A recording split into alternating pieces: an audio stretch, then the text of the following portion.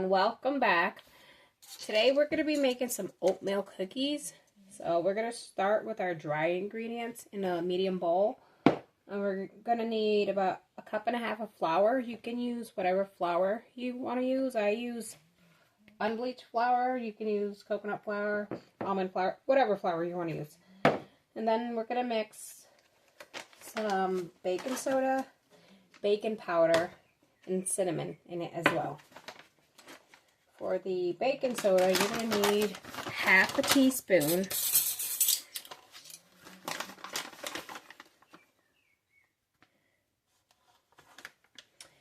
And for the baking powder, you're going to need 1/4 teaspoon.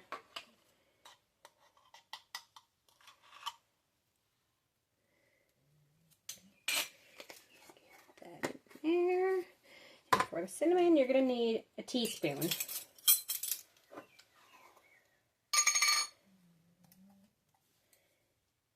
The birds and the snoring dog in the background. Alright, so let's get that in there. And we're going to give this a quick mix, and then we're going to set it aside.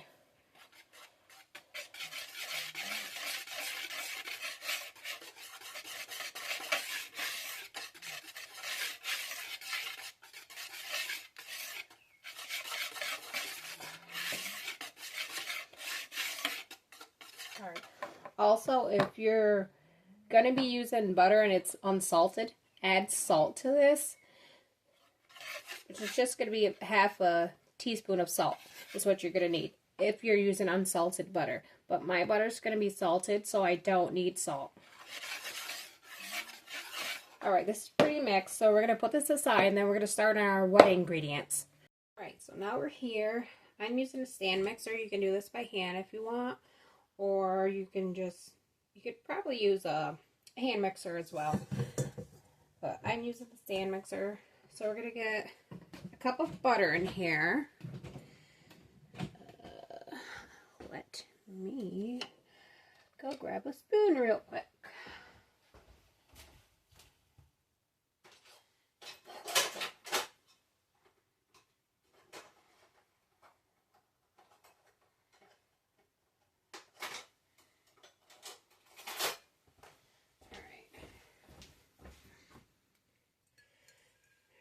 Yeah, I'm using a baby spoon.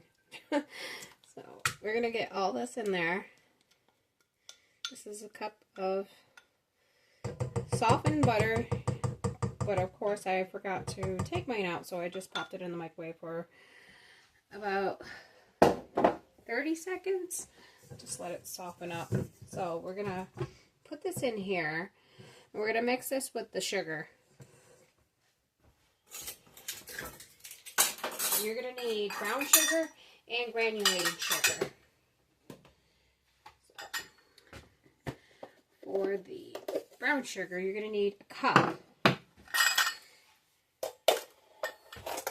You can definitely use a different sugar substitute if you want.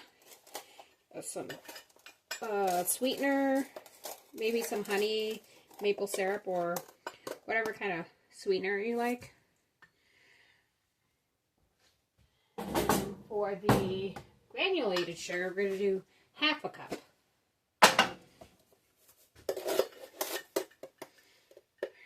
So, 1/2 cup. And then we're going to pop this on the mixer and mix it well so it's very incorporated with the butter. So, we're going to put this on medium speed.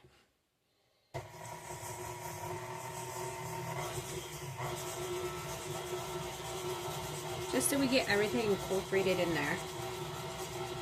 So we're going to do this for about 3 to 4 minutes. So I'm going to let this mix, and then I'll get right back to you guys. Alright, this is pretty mixed in, so we're going to lower the speed to low. And then we're going to add our eggs, which is 2 eggs, room temperature.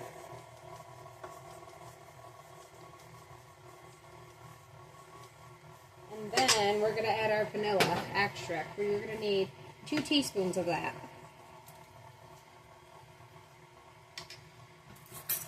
This is what I'm using. You can use whatever kind you have. Totally fine. These are your cookies. You can make them however you want. Alright, so that's in there. We're going to let that mix for about a minute. And then after that, we're going to add the dry ingredients.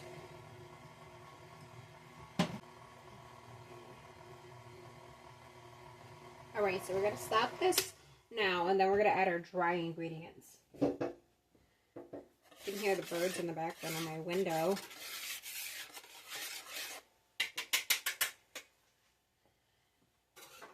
I have birds to hang in there, so that's why you keep hearing that bang in there. It's just the birds. Alright, so we're going to add this in. Probably would be better if I lift this up.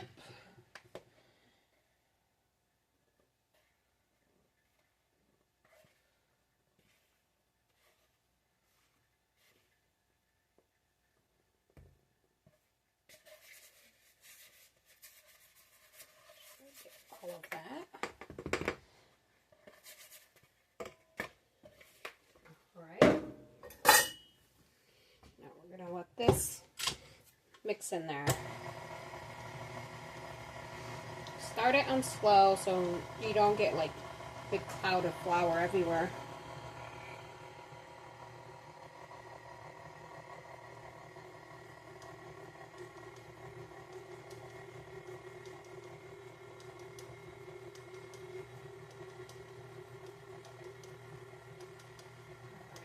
So I'm going to stop this and get a spatula so I can get the sides. You want everything pretty mixed in there. You don't want any big clumps of flour or anything like that. Make sure you get underneath as well.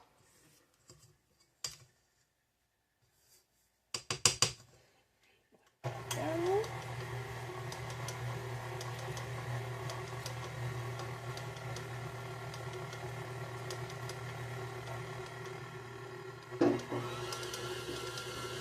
Raise it up just a little.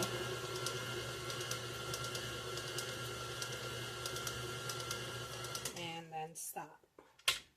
So now we're going to add our oats, which you're going to need, hold on, 2.5 cups of old-fashioned oats. So let's get this paddle off. So we're going to get all this off. We're going to add our oats and we're going to stir them in. You can also add your add-ins, you know, like raisins, chocolate chips, dried fruit, whatever it is you want to add to it.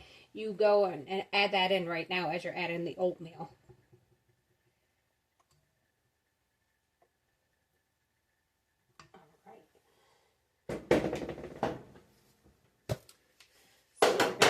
The oatmeal right now, just 2.5 cups.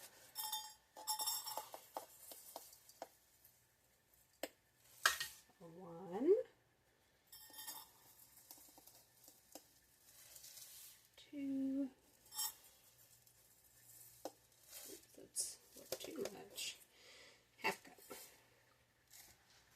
Right. So we're not going to put this in the mixer. We're going to stir this by hand.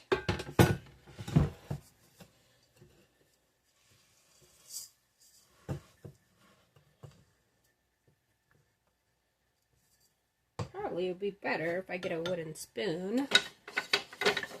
Probably work better. All right.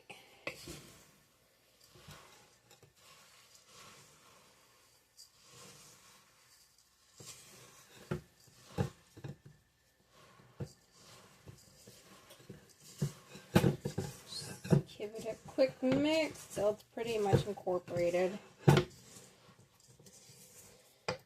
It's going to take a little elbow grease, but it will mix in there.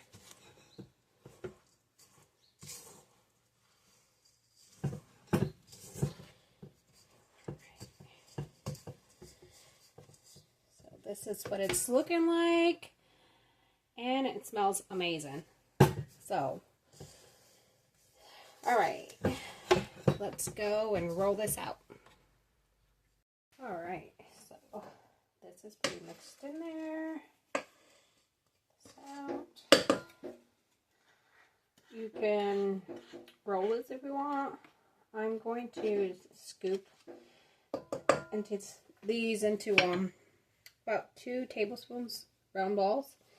I only have a 3 tablespoon scoop, so I'm just gonna fill this halfway and then roll it out. And then I'm gonna place it in here. This is just wax paper.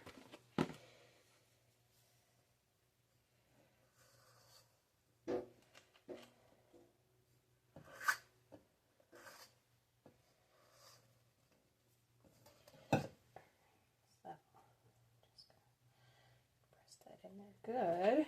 And then just scoop it in there. Just like that. So let's do another one. And then right in there it goes. I'm going to keep doing this and then we'll get right back. Alright, we got these all scooped out and I got about 19 in here. So I'm going to pop this in the, not the freezer, the fridge to chill for about 30 to about 45 minutes. And then we'll take them out and bake them. Alright, so our cookies are done chilling. It's been about 40 minutes. So I'm going to place this on a cookie sheet with parchment paper. Alright, so grab them, place them on there. And you want them about 2 inches apart from each other. So when they spread, they don't stick to each other. So let's place these there. So I'm going to keep doing this until we have both cookie sheets completely covered. Alright, so I have both trays ready to go in the oven. I had my oven preheating for 350. So we're going to pop this in and it's going to bake for about 12 to 14 minutes or until the edges look golden brown. Alright, so cookies are out of the oven. These are going to cool on the pan for about 5 minutes and then I'm going to transfer them to a wire rack. Alright, so these are done cooling in the pan. So I'm going to remove them and place them on a wire rack. We're going to place them on here and then they're going to cool completely. And then I'm going to come back and show you a glaze that I'm going to be putting on top, which is just an icing. Alright, I'm going to continue doing this and then we'll be right back. Alright, so these are done cooling, so I'm going to make a quick icing with just some powdered sugar, milk, and vanilla extract. So, just gonna pour a little. Let's say that's about 1/4 of a cup. You don't need a lot. You don't have to do this if you're adding chocolate chips and all that. You can just leave it the way it is. Or you can just leave them plain. So next we got vanilla extract. You need a teaspoon of that.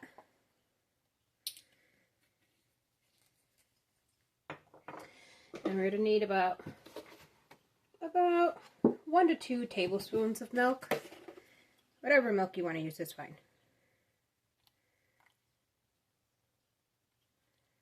You don't need a lot of milk because it mixes in there pretty well. Then we're going to give this a mix.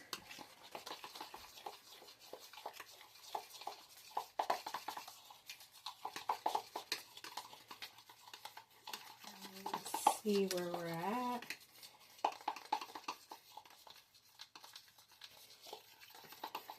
I feel like it needs a little more powdered sugar, so I'm going to add a little more. Only because it looks a little too runny to me. So I'm going to add a couple more tablespoons of that in there until I get the consistency I want. But if you like it a little runny, then go right ahead. can use it that way. Alright, so I am definitely at the consistency that I was looking for. So, this is the consistency. I can't speak. This is what I'm looking for. So, we're going to drizzle this on top. I'm probably going to do just like half. So, I'll probably just do this one and then leave those as is. So, but let's do this real quick. Just drizzle it over the top. You can use as much as you want or as little as you want.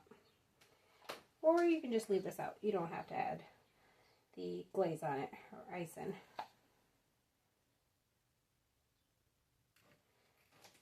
I'm just trying to be a little fancy.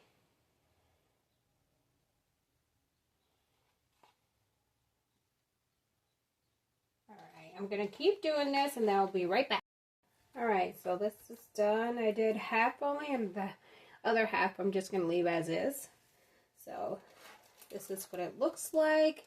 I'm going to let this sit for just a couple more minutes just till the icing hardens a little bit. And then I'll show you what it looks like. Well, here we are. The icing had set and it looks really good. This is what it looks like when it sets. Really, really good. Smells really good. I have a cookie here that I had tried but forgot to record. But it tastes really good and it smells really amazing. And it's very, very soft on the inside. So these you can just place in an airtight container and they should hold up for about a few days if you can make it that long without eating them all. Between my husband and my kids, I doubt these will last maybe even a day or two. But it's the end of the video. Thank you guys for watching, and I hope you enjoyed watching how to make oatmeal cookies. Until the next one, bye!